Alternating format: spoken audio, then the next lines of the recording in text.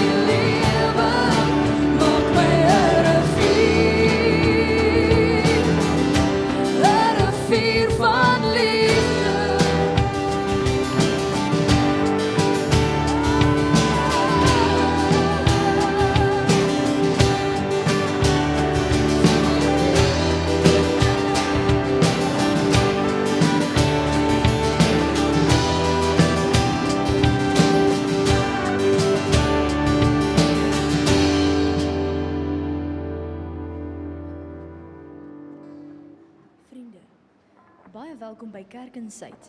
Dankie dat jy getrou ingeskakel het en bly inskakel. Ons sien uit om saam te kan koffie drink, saam te kan aanbid en saam in die Here se teenwoordigheid te kan verkeer. Hier is 'n paar afkondigings. Dames, 31 Oktober om 18:30 gaan die Garden Diva Lizette Jonker met ons gesels oor 10 krye soorte waarsonder jy nie kan klaarkom nie. Moenie hierdie geleentheid mis nie. Onthou, die toegang is nie bederfbare kos. Wees net lief vir jouself deur gesond te eet. Ouers, kom maar bid saam in die erediens terwyl jou kinders bedien word. Ons kinders vanaf 3 jaar tot graad 6 word op hulle vlak bedien gedurende ons 8 uur erediens. Ouers kan hul kinders inteken by die Popcornsaal. Die graad 7 tot graad 11 jeug vorm deel van ons tienerbediening wat om 10:00 in die saal bymekaar kom tydens ons 10:00 erediens. As jy vandag vir die eerste keer hier by ons is of ingeskakel het, baie welkom. Mag jy 'n wonderlike ervaring hê saam met die Kerk en Suid familie. Indien jy meer wil uitvind oor die gemeente of wil aansluit, ontmoet ons nuwe lidmatespan net buite kan die hoofingang of kontak die kerkkantoor, besoek ons webwerf of app vir meer inligting. Daar is hy, goeiemôre almal.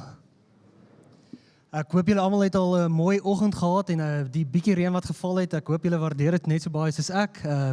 Ek dink dit is regtig iets om te sien as die reën begin val en die lewe wat ons nodig het, en ek dink in die lewe het ons almal 'n bietjie energie en water soms nodig, en dit is eintlik so kosbaar om hierdie reentjie te sien val, en ek hoop hy begin 'n bietjie meer val, want ons boere het dit seker ook nodig. Ons is so gewoonte hier in die gemeente dat ons mekaar groet en ons kyk na die gesiggie langs aan ons en ons sê hallo. So as jy bietjie ongemaklik is en jy's vandag die eerste keer hier, draai dit uit, kyk of jy dalk iemand kan ontmoet wat 'n nuwe vriend is en groet gou die persoon langs jou.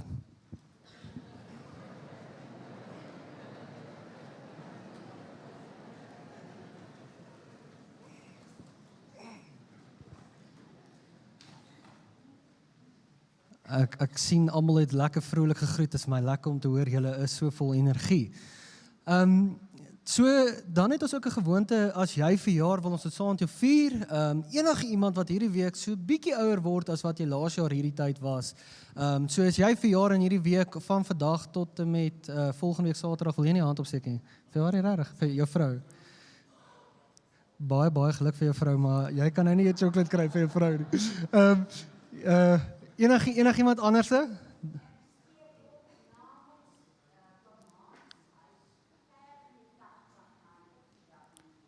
Okay, oom Hans, baie geluk. Ek hoor hom is ver in die 80. Ek neem aan hierdie een word nie gerekord, maar baie geluk. Okay, lekker. Enigiemand anderste? Dis niemand geskiep nie. Onthou jy kan 'n lekker sjokolade kry. Nee, geluk en mag dit 'n mooi jaar wees. Dan het ons ook 'n baie goeie gewoonte om huwelike te vier. En ja, ons wil dit graag saam met julle vier en ook herinner dat jy dalk jou huwelik vandag of in hierdie week het, veral vir julle mans wat 'n bietjie vergeet. So enige iemand wat hulle huwelik herdenk in hierdie week, van vandag af tot volgende week. Nie. Enigiemand? Daar agter. Hoe lank is julle getroud? 21 jaar, baie geluk. Kom ons gee 'n groot handklap. Ek sien nie nog iemand nie. As jy vergeet het, Google gou op jou maps, of nie op jou maps, 'n kalender. Boek daai plekkie, gaan na 'n restaurant en mag dit ook dan 'n geseënde jaar wees vir julle ook en mag julle huwelik ook dan groei in hierdie tyd. Julle dan net vinnig 'n paar goedjies wat ek wil uitwys. Julle het gesien, daar's vrouebediening, ek dink is die 31ste. Kom, woon dit by, bring jou nie bederfbare kos en kom geniet die aand saam. Dan sal jy ook sien belangegroepe, groeigroepe. Julle gaan kyk daarna, gaan kyk waar daar is, gaan bel die kerkkantoor en kyk dalk waar jy moontlik in kan skakel. Dit is van my kant af, mag vandag vir julle 'n besonderse dag wees en mag julle iets van God se liefde ervaar. Kom ons bid saam. Ag Vader, ek wil vir U dankie sê dat ons vandag die voorreg het om so saam kerk te kan wees, so saam familie te kan wees en vriende wat regtig net by 'n plek kom waar ons mekaar omhels, 'n plek kom waar ons saam na U kom luister. Here, wil U nie vandag ons kom ontmoet nie. Here, wil U nie vandag vir ons die water wees wat vir ons lewe gee. En Here, dan bid ons ook vir hierdie land, Here, mag dit ook om reën, Here, mag U seën ook op hierdie land wees. En mag vandag ook vir ons 'n besonders belewenis wees. Vader, ek loof en ek prys U vir U liefde en genade. Amen. Daar's hy, kom ons staan saam.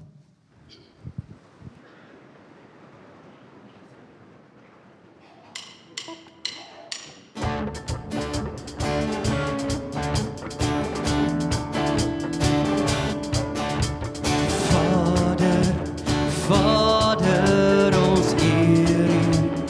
Vader, ons loof U. In die naam van Jesus. Vader,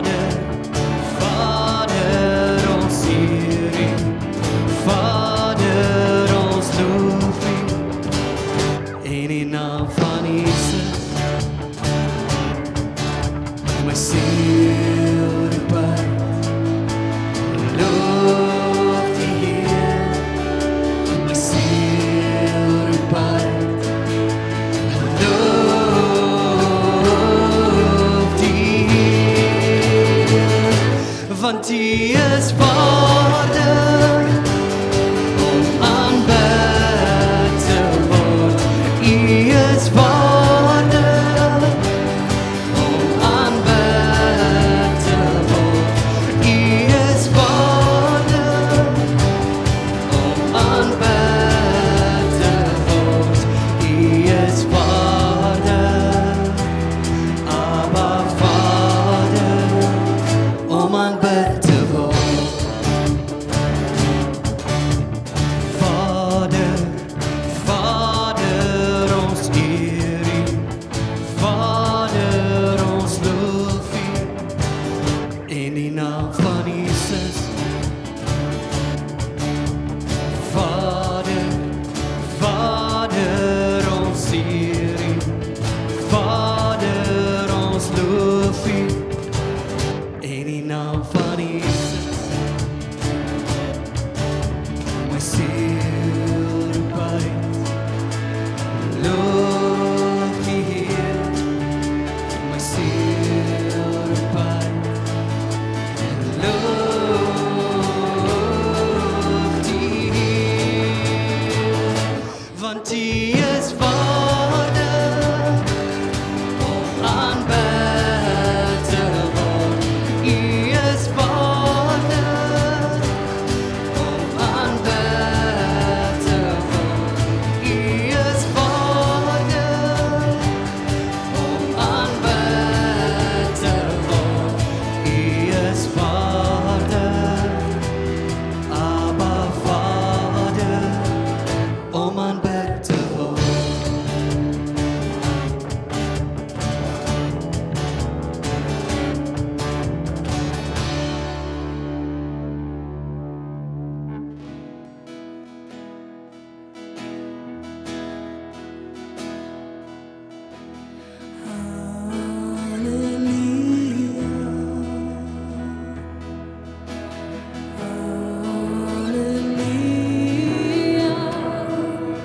Van die Heer God almachtig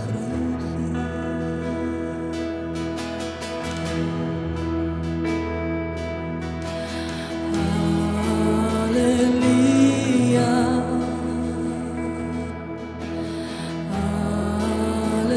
Halleluja. Van die Heer God almachtig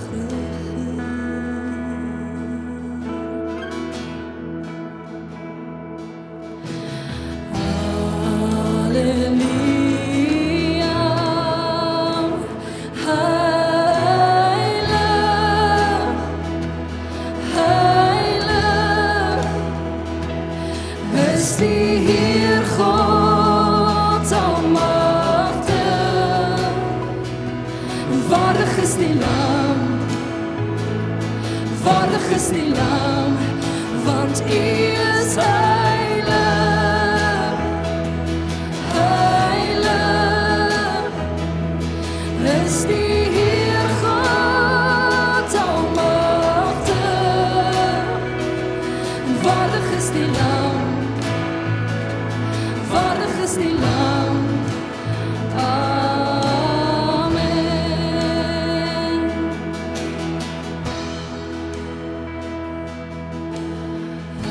Halleluja.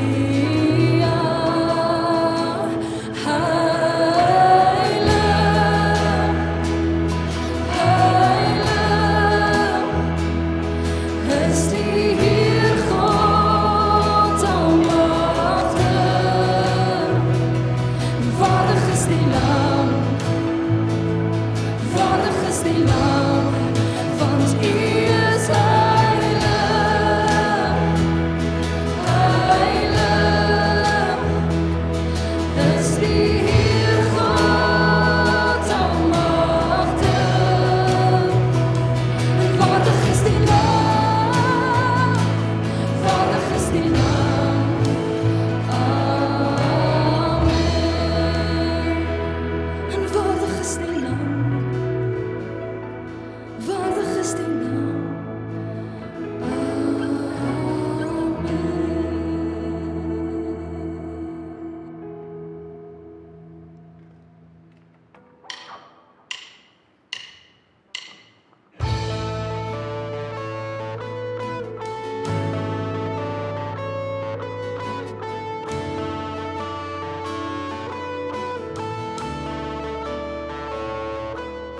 Ek staan vandag soos duisende voor my, met 'n vuur hier in my hart voor U. Deur al die eeuwe heen is U naam besing, en saam met engele wil ek ook nou iets bring. My woorde is min, maar hier moet ek begin, want U is alles vir my. U is die lied hier op my lippe, U is die naam wat ek bely. U is alles vir my.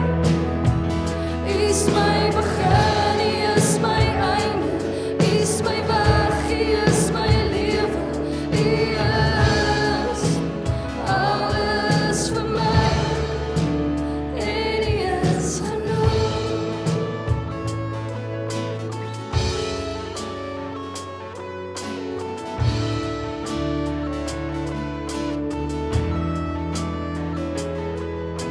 Ek vier die elke lofsang hoor, al wil twyfel die geloof in my kom stoor. Solank as wat ek leef, sal ek U prys, tot die dag wat ek ook veilig by U is. My woorde is min, maar hier moet ek begin, want U is alles vir my. U is die lied hier op my lippe, U is die naam wat ek bely. U is alles vir my. U is my begin, U is my einde, U is my weg, U is my lewe. U is alles vir my, en U is genoeg. Alles vir my. U is die lied hier op my lippe, U is die naam wat ek bely.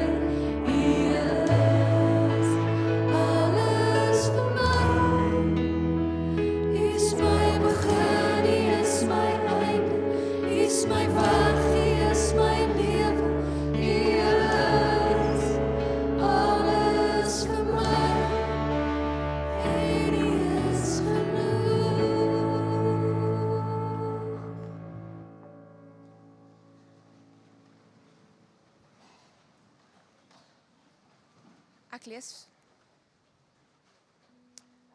Ek lees vanoggend vir julle Psalm 100. Dien die Here met blydskap, 'n dankpsalm. Juig tot eer van die Here, almal op aarde. Dien die Here met blydskap. Kom voor hom met gejubel. Erken dat die Here God is. Hy het ons gemaak en ons is syne. Ons is sy volk, sy eie kudde. Gaan sy poorte binne met dankliedere, sy tempel met lofgesange. Dank hom, prys sy naam, want die Here is goed. Aan sy liefde is daar geen einde nie. Sy trou duur van geslag tot geslag. Na ons hierdie vers gehoor het, kan ons net as 'n gemeente saam sê, hoe groot is ons God. Net saam in jou hart en jou stem verklaar ons hierdie woorde. Groot is ons God. Ons sing hoe groot is ons God. En almal sal sien hoe groot is ons God. Hoe groot is ons God. Hoe groot is ons God. Ons sing hoe groot is ons God. En almal sal sien hoe groot is ons God. Hoe groot is ons God. Hoe groot is ons God. Hoe groot ons sing hoe groot is ons God. En almal sal sien hoe groot is ons God. Sing dit kerk en sê, hoe groot is ons God. Hoe groot is ons God. Ons sing hoe groot is ons God. Almal sal sien hoe groot is ons God.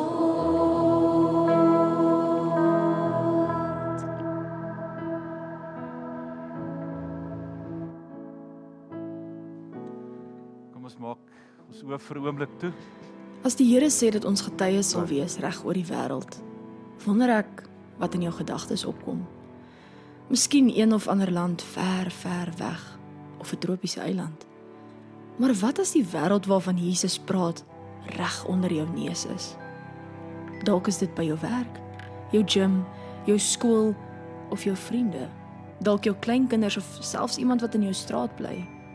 Jy sien, Jesus het sy disippels, ons, geroep om invloed te hê. Wat as daar waar jy nou is, belangrik is? Wat as jy die kultuur waarin jy leef kan verander? Wat as God teenwoordig is in selfs die kleinste goedjies wat jy doen? God is altyd aan die werk en hy nooi jou en vir my om deel te word van waarmee hy besig is. God roep jou om invloedryk te leef. Jy sien, daar's die wat net praat oor die toekoms en dan is daar die wat help om die toekoms te bou. Dit is nou die tyd om vreesloos, gefokus en met waagmoed te leef. So leef ryk, leef invloedryk. Leef invloedryk. As hy nou kan ek groet. Goeiemôre julle. Hulle raak nou skerp daar agter want ek vergeet altyd die video, so hulle sit my nou al af. Maar dit is so lekker om saam met julle te kuier vanoggend en ek wil sê as dit jou eerste keer is by ons, mag jy iets beleef van hierdie ongelooflike familie wat ons is by Kerk en Suid. En julle het gesien ons is besig met 'n reeks wat ons invloedryk noem. Nou ons gaan vandag aangaan daarmee, ons het verlede week het ons afgeskop, maar kan ek jou nooi vir 'n oomblik om net stil te word. En dalk net vir Here sê, Here, ek is hier, hoe ek hier gekom het, maar wil U nie hierdie oomblik ook my lewe deurgrond. Ek gee jou so 'n oomblikie vir stil gebed.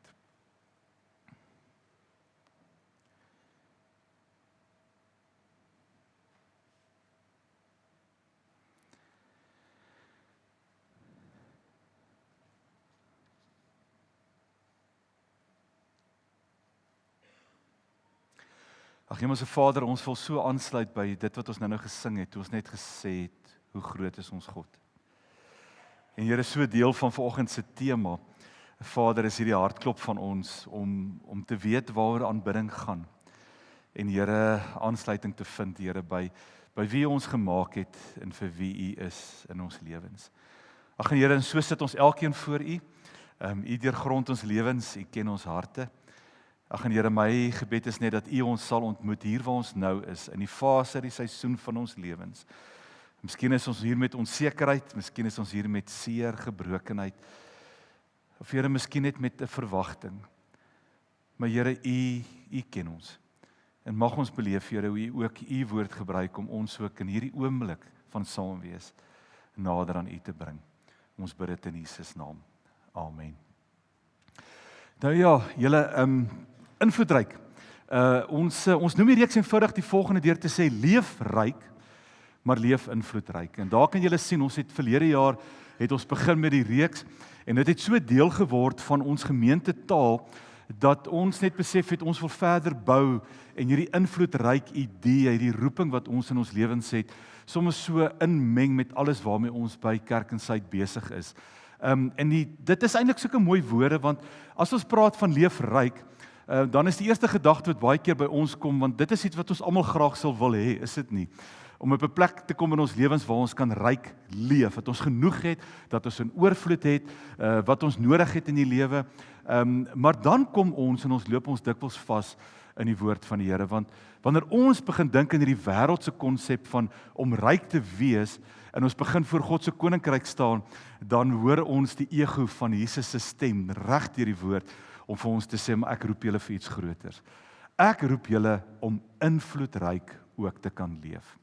En daarom wil ek baie graag aangaan. Nou ons het 'n teks wat ons met hierdie reeks verbind en Dani Lodder het verlede week terwyl ek en Sissel daar by die Sonore sitting gesit het saam met Rian, het hy die reeks afgeskop en ons het die gemeentekamp was aan die gang en ons het van daar af live ingeskakel. Dit was vir ons 'n ongelooflike stuk belewenis.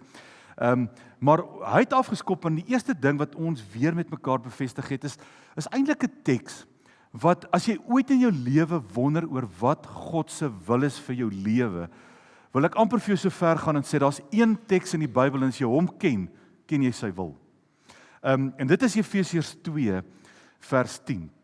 Maar ek wil hom vanoggend vir julle lees net so van vers 8. En dis hoe ons hier in Kerk en Suid met reekse maak. Ons herhaal hierdie tekste van die reeks oor en oor, sodat aan die einde van die dag hy regtig in ons koppe ingeprent is, sodat ek en jy met dit kan gelees. Maar hoor net gou-gou, Efesiërs 2, gaan sommer van vers 8 af lees, dan staan daar, julle is inderdaad uit genade uitgered, deur ons geloof. En hierdie redding kom nie uit julleself nie, dis iets wat ek en jy kon bewerkstellig nie. En dit is 'n gawe wat God vir ons gegee het, is hierdie redding. En dit kom nie deur ons eie verdienste nie, en daarom het niemand enige rede om op homself eens trots te wees nie. Met ander woorde, hierdie goed waaroor ons praat, is nie goed om op te roem nie. Maar hoor nou die volgende woorde, dan sê die skrywer van Efesiërs, dan staan daar, God het ons, en nou gaan ek dit vir jou persoonlik maak, het vir jou gemaak wat jy nou is.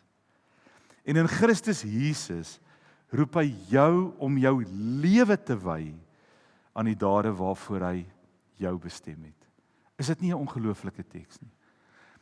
En my woorde, en altyd as ek hierdie teks lees, dan herinner ek my aan 'n gedagte, hoe sal ons lewens anders te lyk as ek en jy elke oggend van ons lewens opstaan en net hierdie teks lees? Ek wil amper vir jou sê, vergeet van die res van die Bybel, lees net hierdie ene, ek spot. Maar hoe sal jou lewe lyk as jy elke oggend van jou lewe opstaan en jy herinner jou aan 'n stuk roeping wat sê dat die Here het jou gemaak wat jy nou is, daar waar jy leef, jou beroep, jou wêreld, oral partykeer saam met hierdie gebrokenheid wat ons beleef. En in Christus Jesus het hy jou geskep. Hy het jou gemaak om jou lewe te wy, hoor net, aan die goeie dade waarvoor hy jou elke dag in jou lewe bestem. Elke dag van ons lewens kan ek en jy opstaan met 'n verwagting. Hier's iets wat die Here vandag ons wil voorgebruik. En as ons dit begin verstaan, julle verstaan ons invloedryk. Dat as ek in die oggend kan wakker word, ek kan sê, Here, ek wil vandag ryk leef. Ek wil invloedryk wees. Dan kan ek so seker wees van hoe die Here my in elke moment van my lewe kan gebruik. So onthou hierdie teks. Ons gaan vir julle mal maak vir die volgende 3 weke nog, hierdie week en volgende 2 weke oor hierdie teks. En ons reeks bestaan uit hierdie 4 preke van ons, en Dani het met ons gepraat oor wat die vreugde daarvan is om te behoort, en hy het ons net hierdie hele gedagte weer gedeel, dat dit was God se idee en sy plan, dat ons reg oor hierdie wêreld deel kan wees van 'n liggaam wat aan hom behoort. Hy het ons sy familie gemaak, en die vreugde daarvan, wanneer ek en jy begin verstaan wat dit is om deel te wees van hierdie familie wat hy geskep het. En vandag gaan ek met julle praat oor die verwondering van om saam te aanbid, en dis een wat persoonlik baie naby my hart lê. En volgende week gaan ons weer kyk na die ervaring van om saam te leef, en natuurlik die laaste een is die vervulling aan die einde van die dag om te weet dat ons uitgestuur word. So, maar vandag wil ek met julle praat oor hierdie hele beginsel van 'n stuk verwondering as ek en jy kan saam aanbid. Nou wil ek vanoggend begin deur vir jou 'n vraag te vra oor wat beteken aanbidding vir jou? Want ek dink ons almal het 'n spesifieke prentjie van aanbidding. Baie van ons, as ons praat van aanbidding, sal seker ouens vir ons sê, dit wat hier voor gebeur met musiek is vir ons baie belangrik. Ander ouens sal sê, nee man, ons wens die orgel was nog hier, of 'n ander ou sal sê, nee, ek wil net in die natuur wees, ek wil op 'n plek wees waar ek die Here kan ervaar en kan iets sien. Ander van ons sal verskillende maniere hê. Ander ouens sal sê, dis vir my net lekker om een kant toe te gaan en net die skrif hardop te lees. Maar elkeen van ons het op 'n manier hierdie prentjie in ons kop van wat aanbidding beteken. En tog staan aanbidding julle so sentraal van die totaliteit van ons verhouding met die Here. Dis een element waarin ek dink partykeer ons gereformeerde tradisie, ons dalk nie al ons gewig agter hierdie ervaring van aanbidding te sit nie, want julle gaan vandag sien dat aanbidding het 'n ongelooflike boodskap wat dit uitdra, as ons daar by Psalm 100 nou gaan stil staan, wat Claudine ook nou vir ons gelees het, maar aanbidding het in sy wese 'n element of 'n onderbou wat beteken dat iewerste kry ek en jy die voorreg, ons gaan nou daarna kyk, of die reg om in God se teenwoordigheid in te gaan. En wanneer ons in daardie teenwoordigheid van sy wese, van sy grootheid is, het ek en jy hierdie ongelooflike voorreg om te kan vertoef en net by hom te kan wees en sy naam groot te maak. En julle sal ken, daar's 'n liedjie wat ons in die kerk baie sing, en ons gaan nou met hom afsluit ook, en dit is The Heart of Worship. Maar dan sê hierdie persoon, en ek onthou jare terug toe hierdie lied geskryf is, was dit so in 'n aanbiddingsspan se hart gewees, dat musiek kan partykeer oorverdowend uitdoof wat die hart van aanbidding is. En dan ken julle hierdie woorde, en dan staan nou, when the music fades, met ander woorde, as ek en jy hierdie musiek kan wegvat, all is stripped away, and I simply come longing just to bring something that's of worth that will bless your heart. Dan dink ek, het vat die kern saam, dat as die musiek en al hierdie goed weggaan, en ek en jy so plek, dat ek en jy dood eenvoudig na die Here toe gaan, met 'n verlange in ons hart om iets vir hom te bring, wat God se hart blymoedig maak. En daardie blymoedigheid is 'n stuk van ons lewe. En ja, ons gebruik musiek daarvoor, maar aanbidding is soveel net groter as dit, want daar kom 'n tyd waar aanbidding iets is wat uit ons hart gebore moet word. En daarom het ek gedink, ek wil so graag vandag 2 gedeeltes wat eintlik niks met mekaar te doen het, nie, maar alles met mekaar te doen het, wil ek vandag met julle deel. En die eerste deel daarvan is om eers net ietsie te verstaan van hoe ons hart en dit wat uit ons mond uitkom by mekaar moet kom. Hoe ons kan bely dit wat ek en jy aan die einde van die dag voel. Want ek dink partykeer is ons eenvoudig net bang daarvoor. Ons is partykeer bang om te praat met wat in ons harte aangaan, en daar's 'n verskriklike mooi gedeelte, en ek gaan dit eers lees, en dan gaan ek nou terugkom na dit om dit verder te verduidelik, want dan wil ek julle eers vertel van Paulus se hartklop toe hy dit geskryf het. Want iewerste moet ek en jy verstaan wat hierdie aanbidding is, om in totaliteit te kan oorgee. En mag jou hart oop wees vanoggend om dit so te ontvang. Maar Romeine 14, dan lees ons wat Paulus skryf in 'n brief wat hy vir die gemeente in Rome geskryf het, en teen die tyd het Paulus al die gemeentes gaan besoek, maar hy was nog nie in Rome nie. So jy kan jouself dink hoe belangrik hierdie brief van hom was, want in hierdie brief wou hy iets aan die Romeine se gemeente kommunikeer wat hy nie in persoon nog kon gaan nie. En dan lees ons die volgende: niemand van ons, sê Paulus, leef tog vir homself nie, en niemand van ons sterf tog vir homself nie. En as ons leef ons tog aan die einde van die dag tot eer van die Here. En as ons ook aan die einde van die dag gaan sterwe ons tot eer van die Here. Maar dan maak Paulus hierdie ding, stel hy weer dat ek en jy moet verstaan, of ons lewe en of ons sterwe, ons behoort aan hom. Ons behoort aan iets groters as onsself. Ons behoort aan iemand groter as onsself. Vers 9, hiervoor het Christus ook gesterf en weer lewend geword, om Here te wees van die dooies en die lewendes. Met ander woorde, daar's iets van 'n leefstyl van wie ek en jy is, wat ons reeds hier op aarde leef en ook gaan leef die dag as ons tot sterwe kom. Ek dink ons gebruik hierdie teks te veel by begrafnisse. Ons praat te min oor hierdie teks as dit kom by my en jou wat hier is. Daar's iets in hierdie woord wat maak dat ek en jy iets moet verstaan. Ons lewe behoort terwyl ons leef. En as ons sterf, behoort dit nog steeds. En dan gaan Paulus verder en ek gaan nou dit net mooi vir julle verduidelik, dan raak hy iets aan, want Paulus skryf vir die brief in die omstandighede van mense, nê. En dan skryf hy die volgende, hy sê, waarom veroordeel jy dan jou broer? En waarom verag jy jou broer? Ons sal tog almal voor die regterstoel van God moet verskyn, want daar staan geskrywe, en haal hy Jesaja 54 aan vers 23, so seker as ek lewe, sê die Here, voor my sal elke knie buig, en elke tong sal bely, dat ek God is. Met ander woorde, in elke faset van ons lewens, moet ek en jy verstaan, dat ek en jy hier is, om ons knie te kan buig. Nou hierso in die brief wat hy skryf, nou praat hy, want daar was onenigheid, daar was mense wat broers en susters wat nie meer langs mekaar geleef het nie, hulle het vir mekaar geskinder, mekaar sleg gesê, in die familie van die gemeente, en dieselfde gebeur, hulle was afgunstig op mekaar, en nou skryf Paulus 'n eenvoudige ding, en hy haal hierdie gebeure in hulle lewe aan, en hy sê, julle hierdie goed in julle lewe mag nie daar wees nie, want julle lewe is 'n lewe van aanbidding. Daarom moet julle ook julle ongelukkigheid teen julle broers en julle susters moet julle kom kruisig. Julle moet selfs julle knie buig daar, want om die lewe te leef in ooreenstemming met die evangelie wat ek en jy bely, is aanbidding. So ons kan nie eintlik twee tipe lewens lei nie. En elke keer nog as Paulus 'n brief vir 'n gemeente geskryf het, het hy dit geskryf om 'n paar goed altyd in 'n gemeente te rig. Hy het altyd vir 'n gemeente gesê, julle moet mooi dink oor wat julle vir mekaar leer. Hierdie evangelie moet julle mooi dink. Hy het altyd vir 'n gemeente geskryf om hulle op te hef. En die ander tema wat ons altyd deur sy briewe sien, is dat hy altyd die gelowiges bemoedig het en dan hulle opgeroep het om die Here te dien met 'n vol hart, met totale oorgawe. En as ek julle vinnig deur Romeine vat en julle hoef nie, ek wil julle net 'n lyn gou trek. In die hele Romeine brief, dan kry jy ou hierdie idee en hoor nou van wat in ons harte aangaan en wat uit ons mond uitkom. Want aanbidding is om hierdie twee bymekaar uit te bring.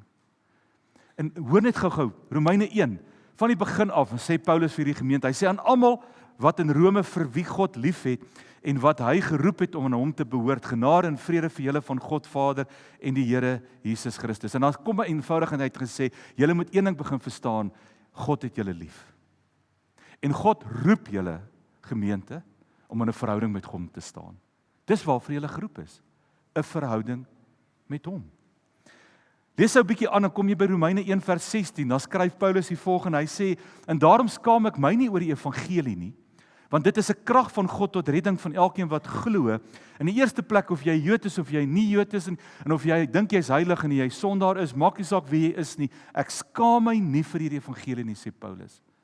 Met ander woorde, onmiddellik kom Paulus met hierdie gedagte, daar's iets wat in my hart leef, God se liefde. Daar's iets in my hart leef wat hy elke mens roep om 'n verhouding met hom te staan.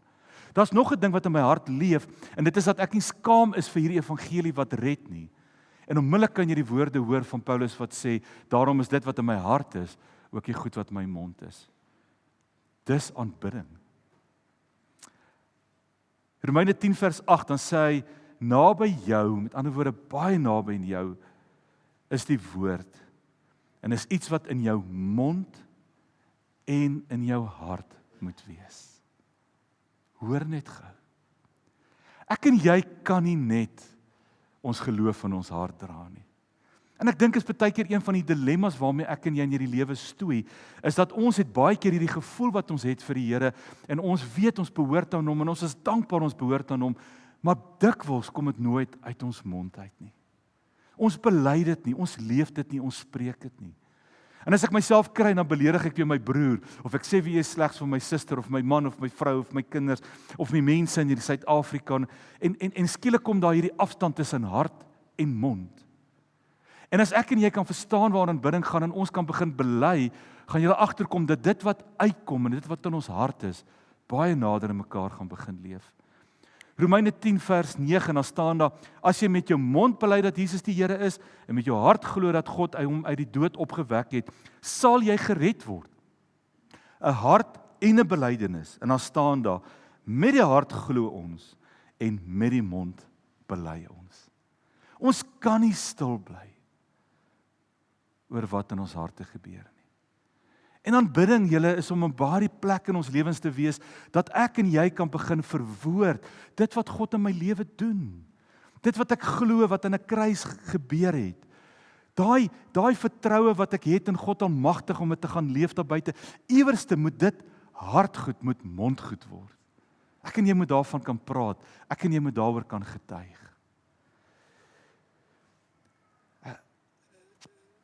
As ek nou weer vir julle lees, Romeine 14, hoor weer.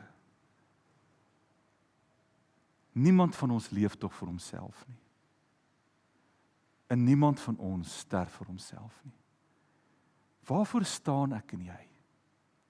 As ek en jy in hierdie wêreld gaan leef vir die Here, dan beteken dit dis 'n hier en 'n nou. Dis nie iets wat eendag gebeur nie. En as ons lewe tot eer van moet ons lewe tot eer van die Here. En die dag as ek en jy sterf, moet ons leef tot eer van die Here. Dis wat Paulus vir die gemeente vertel. Met ander woorde, julle, dis 'n hart wie se knie begin buig. Dis 'n mond wie se knie begin buig. Dit is 'n lewe wie se knie begin buig voor die Almagtige.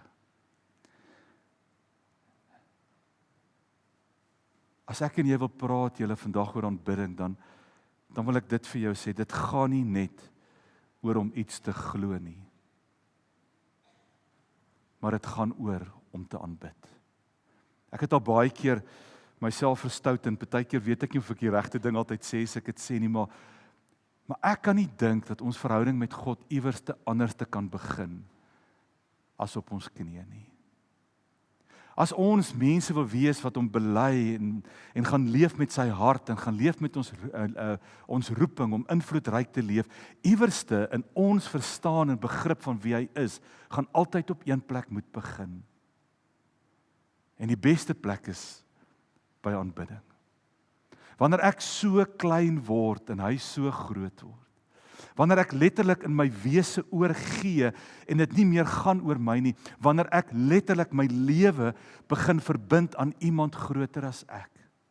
Op daardie plek waar ek begin aanbid, sy naam groot maak, hom die erkenning gee, verklaar dat hy die Here van die heelal is, verklaar dat hy die Heer van my lewe is, verklaar dat hy God almagtig is, dat hy die skepper van hemel en aarde is, daar waar ek en jy, dit wat in ons harte is, waar ek en jy dit begin bely, is daar 'n ander dinamika, waardeur ek en jy begin leef. Ons lewens gaan anders te begin lyk.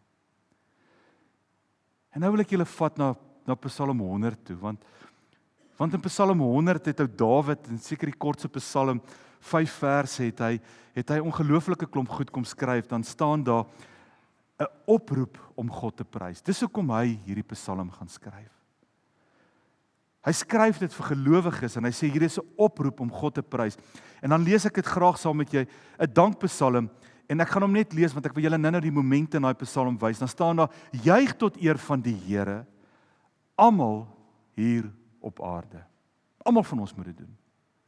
Dien die Here met blydskap, kom voor hom met 'n gejubel.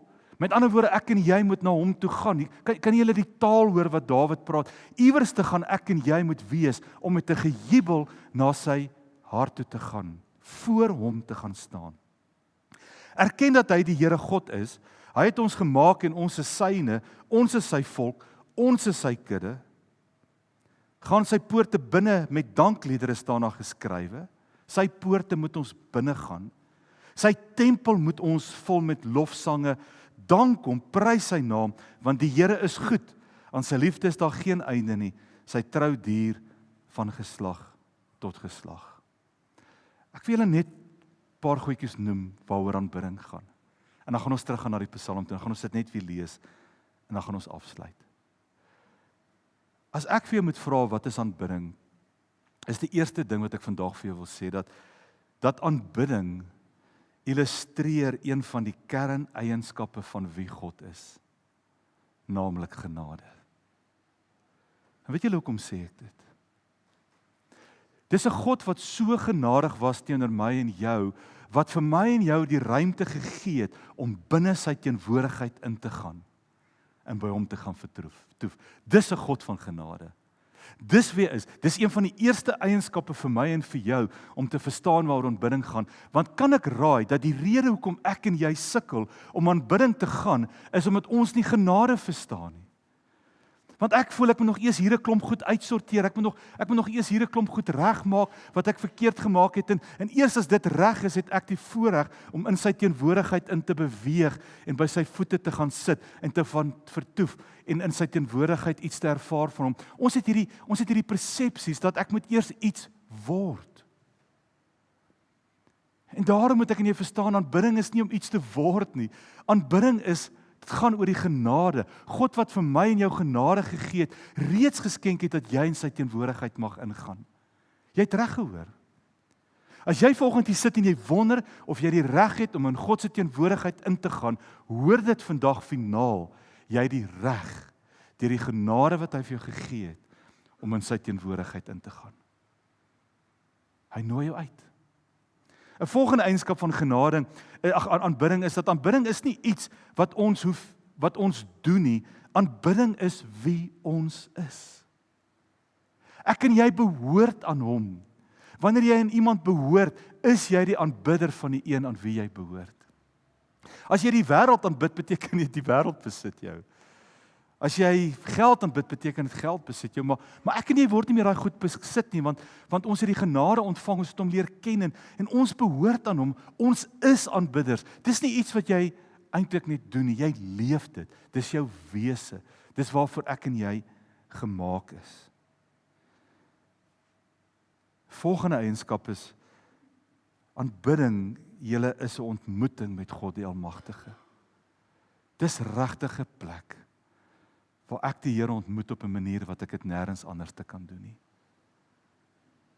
As jy jouself begin afsonder, en ons gaan dit nou weer in Psalm 100 sien, dis die mooiste psalm om hierdie goed te verduidelik, maar as jy jouself begin afsonder, as jy deur sy poorte inbeweeg, deur sy genade, en jy gaan sit by sy voete met jou ore oop, met jou mond en jy bely, gaan jy 'n ontmoeting beleef van die lewende God, wat ons nie in elke dag se gehardloop kan kry nie. Wanneer jy hier staan en ons maak ons oë toe en ons sê when the music fades en ons raak ontslaaf van al die musiek en ek besef dis ek wat voor die Here staan, gaan jy nie meer bekommerd wees of die ou agter of voor jou jy hoor sing of nie hoor sing nie. Dan gaan jy nie meer bekommerd wees of jy skaam is om jou hande in die lug te steek nie, want dit gaan nie meer oor jou nie, dit gaan nie meer oor die musiek nie, dit gaan nie meer oor die persoon langs jou nie, jy is in die teenwoordigheid van God, jy beleef hom, jy ervaar hom, jy aanbid hom.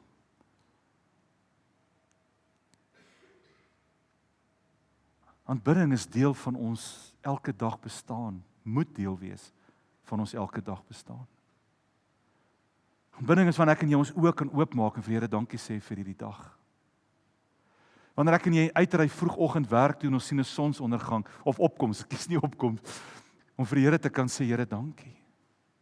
Aanbidding is om in 'n moeilike wêreld te kan verklaar dat hy God is. Aanbidding is wanneer ek en jy twyfel om vir die Here te sê, soos Dawid in Psalm 16 het vir die Here gesê het, ek het vir die Here gesê ek behoort aan U. En elke dag van sy lewe sê Dawid dit vir God, ek behoort aan U.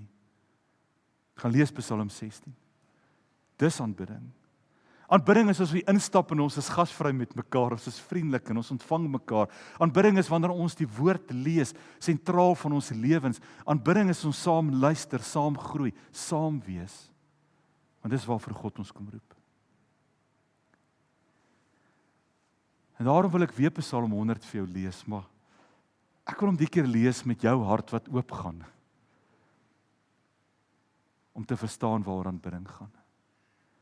Want Dawid het verstaan. As ons dit gaan lees, gaan jy hoor hoe God se genade jou toelaat om in sy teenwoordigheid in te kom. As ek dit nou weer vir ons gaan leef, gaan jy hoor hoe jy aan hom behoort, jy is dit, jy word dit nie, jy doen dit nie, jy is dit. En as ek dit weer gaan lees, gaan jy 'n uitnodiging hoor, waar jy kan instap in sy teenwoordigheid in, om hom te aanbid. Kan ek dit weer saam met jou lees?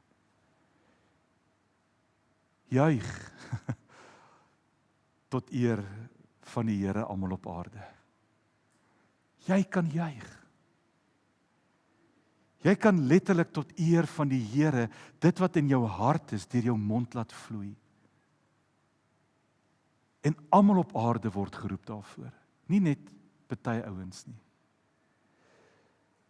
Dien die Here met blydskap en kom voor hom met 'n gejubel. Met ander woorde, ons behoort aan hom. Ons kan letterlik dit wat in hart is en dit wat in mond is, kan ons gaan leef in elke dag van ons lewens. Dien die Here, staan daar geskrywe, met hierdie blydskap, met hierdie gejubel. Erken dat die Here God is, want ek en jy behoort aan hom. Kyk hoe mooi sê Dawid dit, hy het ons gemaak, ons is syne, ons is sy volk, ons is sy kudde. Dis asof Dawid nie uitgepraat kan raak oor hoe ons aan hom behoort nie. Ons is die aanbidders van hierdie God, die Almagtige, van die Here. En dan sê Dawid, gaan deur die poorte binne met dankliedere.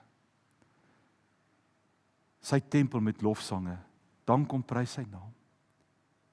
En dan wil ek dit net in die konteks. Kan jy hoor dat jy uitgenooi word om in sy teenwoordigheid in te gaan? Kan jy hoor dat daar waar jy stoei, die Here vir jou sê, kom net deur hierdie poorte na my toe. Ek het vir jou alles gedoen, die genade vir jou gegee. Jy behoort aan my, ek is jou God. Daar's 'n verbond wat ons in mekaar bind. Daar's 'n nagmaal, daar's 'n doop waarna ons dit vier. En Dawid wat eenvoudig net sê, stap vir 'n verandering deur hierdie poorte. Sonder jou vir 'n verandering af, gaan vir 'n oomblik op jou knieë. Kom na hierdie tempel toe, om sy naam te aanbid, sy naam groot te maak. Want die Here is goed. Daar's nie 'n einde in sy liefde vir jou nie. En sy trou gaan duur van geslag tot geslag. Kom aanbid. Ek het al so baie keer dit al vir mense vertel, veral met ons doopgesprekke, maar as 'n kind leer ons baie by ons ouers. En as daar een ding is wat ek by my pa geleer het in 20 toe my pa oorlede is by sy begrafnis, het ek met so 'n lys gestaan van alles wat jy kan sê van 'n goeie pa en kan vertuig. Maar daardie dag het ek vir die ouens gesê, daar's net een ding van my pa wat ek wil hoor getuig. Daai soveelste 100ste kere waar my pa en my ma se kamer deur toe was en ons kinders te stupid is waar ek ingestorm het ek telke male hom voor sy bed gekry op sy knieë met sy Bybel voor hom oop.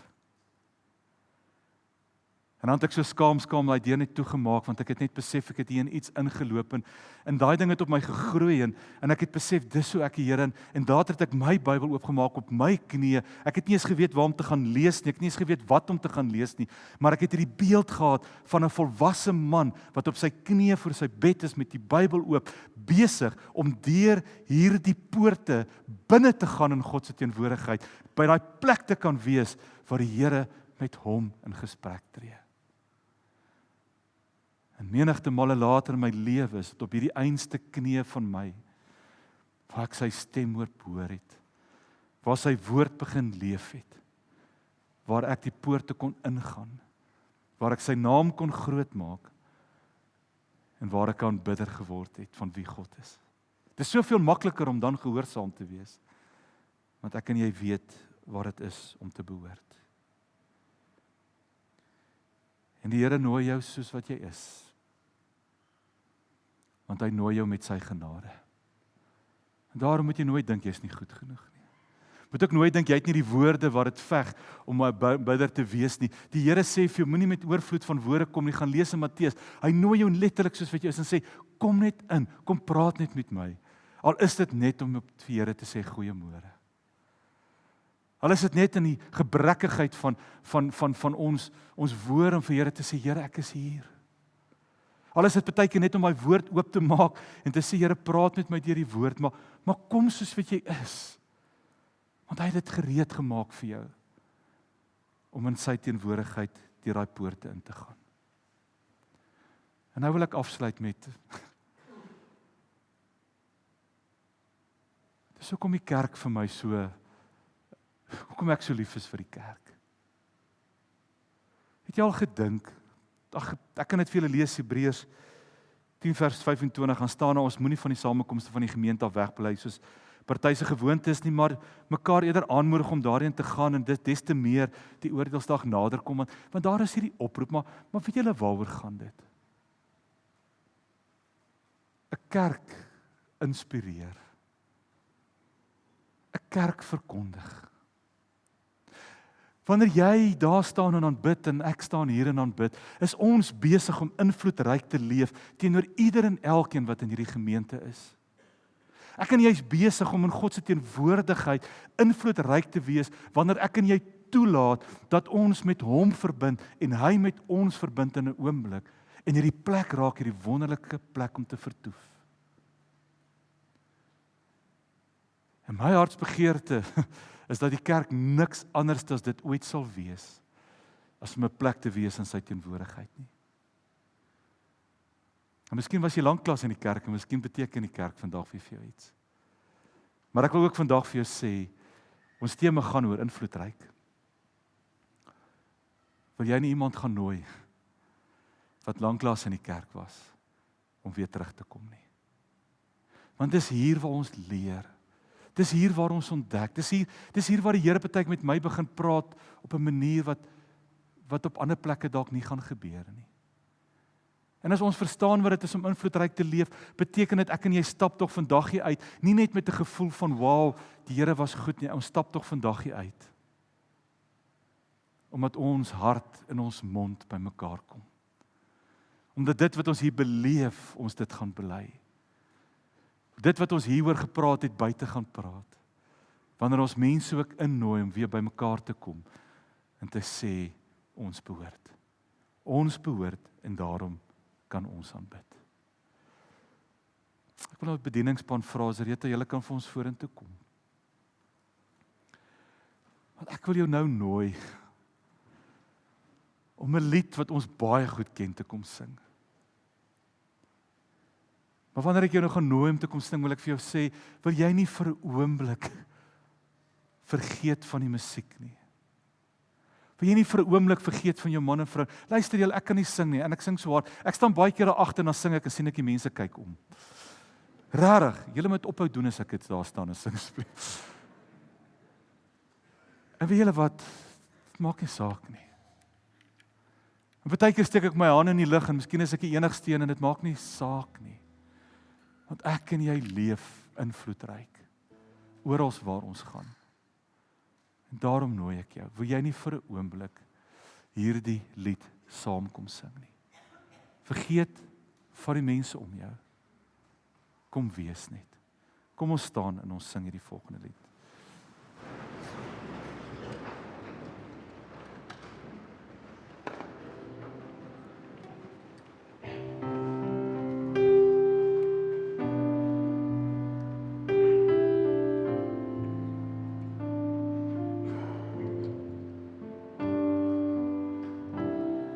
When the music fades and all is stripped away, then I simply come,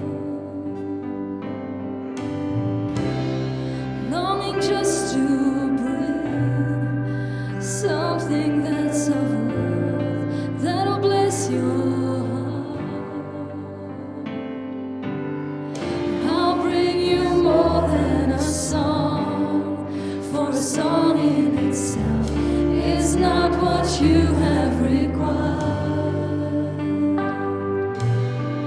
You search much deeper within, through the way things appear. You're looking into my heart. I'm coming back to the heart of worship.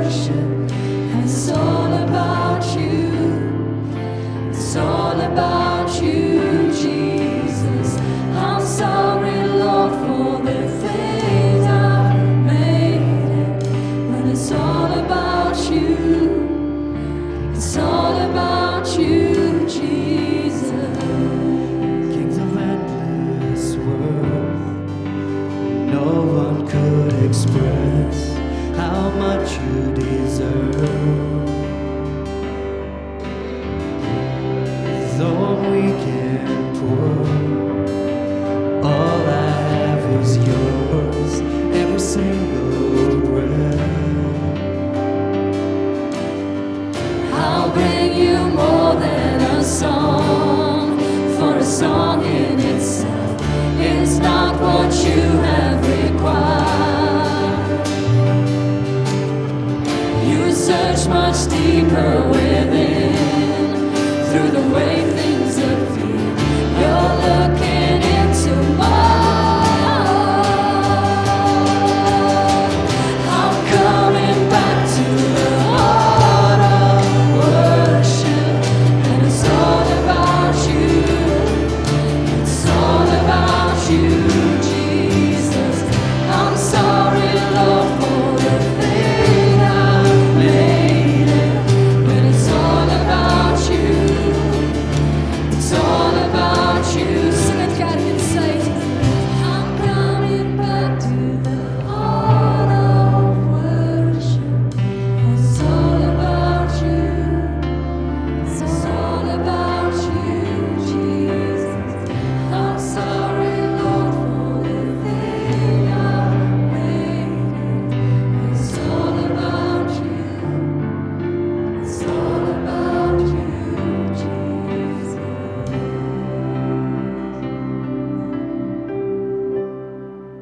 Kom ons sit.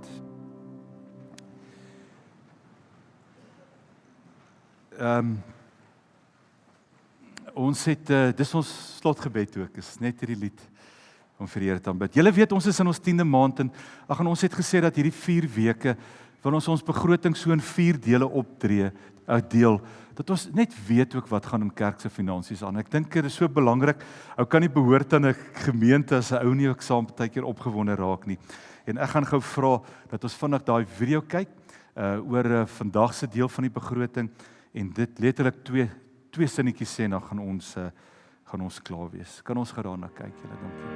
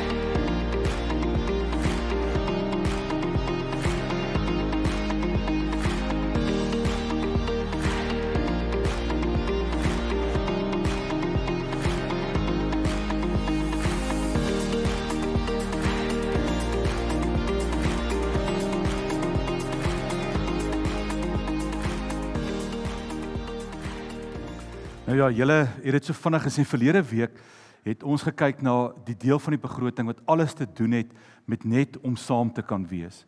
En dit beteken die groeigroepe, die omgiegroepe, die personeel, die salarisse, net om al daai goed te bedryf. En ons het gesê dit is so kort van 42% van ons begroting. En dan het ons nou vir julle gewys net om ruimtes te skep vir aanbidding, vir ons kinders, vir kinderbediening, vir jeugbediening, is 35,3% van ons begroting gaan aan dit. En dit beteken dit wat julle hier sien. En ons het nog altyd gesê ons wil ons ruimtes voortdurend verander, want hierdie ruimtes is belangrik vir ons in die koninkryk, weet, om te aanbid, saam te wees en saam kerk te wees. Maar daar sien julle dit net so bietjie die getalle daar. En dan weet julle dat ons het vir ons hierdie jaar in die 10de maand dankoffer 'n mikpunt van R400,000 gestel. En die rede daarvoor is Kerk in Suid glo aan om te bou vir groei. En ons hartklop is julle, dis my so hartseer partykeer as ek na gemeentes om ons se boeke kyk en ek besef al die geld gaan deesdae net vir salarisse want dis so klein gemeentes partykeer geword het. En ons is in 'n bevoordeelde posisie want is die een ding wat ons nog altyd gesê het, ons wil hê ons begroting moet buite gaan werk. Dit moet in die gemeenskap 'n verskil maak. Maar daarvoor moet ons build for growth. En julle is ons vennote. En daarom daag ons julle uit. Help ons hierdie Oktober en November om ook ons mikpunt van 400,000 te maak sodat ons aan die einde van die dag kan uitkom by die roeping ook van Kerk en Suid. En dankie, ons staan al op 35,000 vir die van julle wat wonder en ons eer julle daarvoor. Kan ons nou 'n geleentheid sommer gee?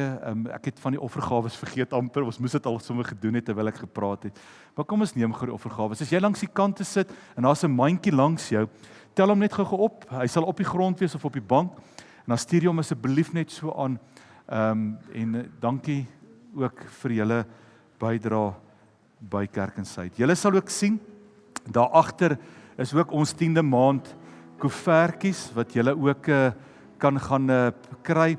En daar binne staan, wil jy 'n eenmalige bydrae dalk maak, wil jy dalk 'n debietorde teken, kry die koevertjies en so kan julle ook net aan ons kommunikeer as jy dit op hierdie manier verkies.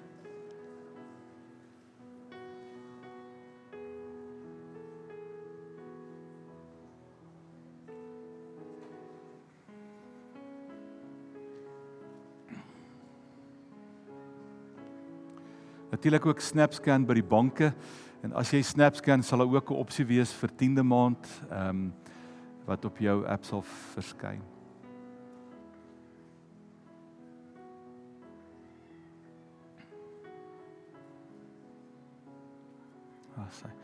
Nou ja, julle ek dink ja, kom ons staan en dan sluit ons net af met die seën. Is altyd die oop uitnodiging as jy vanoggend hier is en jy het regtig net nodig om saam met iemand te bid. Jy hoef nie eers altyd te sê hoekom of waarom nie. Jy kan partykeer net sê kom bid vir my as jy deur 'n moeilike tyd gaan. Op die regterkant Cecile sal jou daar kry. Iemand van ons gebedsbediening en ons bid baie baie graag ook saam met jou. Ontvang die seën van die Here. Mag jy in hierdie liefde gaan leef van God jou hemelse Vader. Mag jy elke dag jou bekleë met die genade van sy Seun Jesus Christus.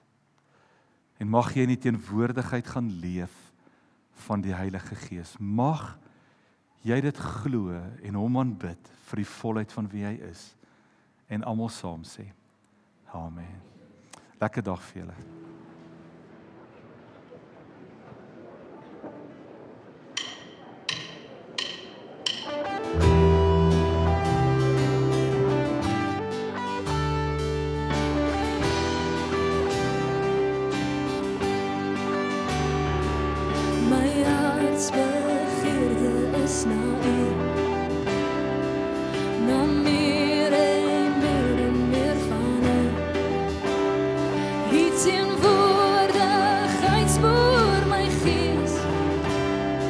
So soet om hier by te wees.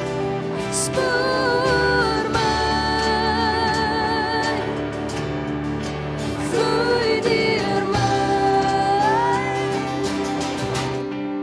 maak my